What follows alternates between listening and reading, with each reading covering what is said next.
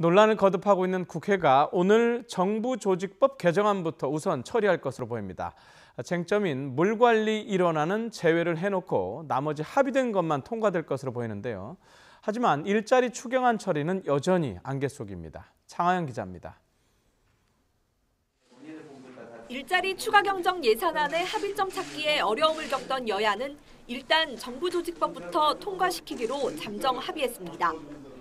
국회는 오늘 오후 2시 본회의를 열어 중소벤처기업부 신설과 소방청, 해양경찰청의 독립 등의 내용이 담긴 정부조직법을 처리할 걸로 보입니다.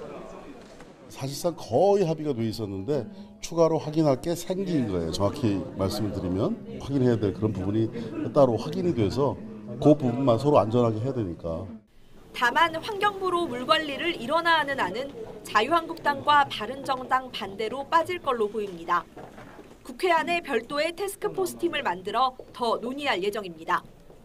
추경은 공무원 일자리 비용 80억 원에서 옴짝달싹하지 않고 있습니다. 자유한국당, 국민의당, 바른정당, 야3당은 합동 기자회견을 열어 중장기 수요 계획 없이는 공무원 증원은 불가능하다고 못 박았습니다.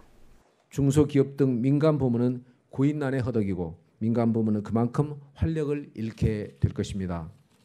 대한민국은 공무원들의 나라가 되고 말 것입니다.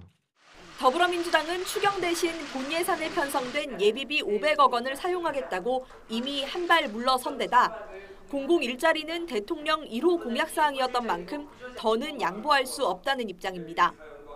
특히 국민의당이 추경 대신 예비비를 사용하면 되지 않느냐고 말해놓고 다시 번복했다고 비판했습니다. 처음에는 일자리 만들기가 추경 요건에 맞지 않는다고 반대했습니다. 대신 작년 예산안 합의에 따라 예비비를 써라 그렇게 해서 그럼 예비비를 사용하는 것을 검토하겠다고 하니 또 말을 바꿔서 예비비 사용도 안 된다고 하고 있습니다. 이 정도면 묻지마 반대 금메달감입니다. 이번 국회 임시회 회기는 다음 달 2일입니다. 그때까지 추경을 둘러싼 여야의 줄다리기는 계속될 걸로 보입니다. YTN 장하영입니다.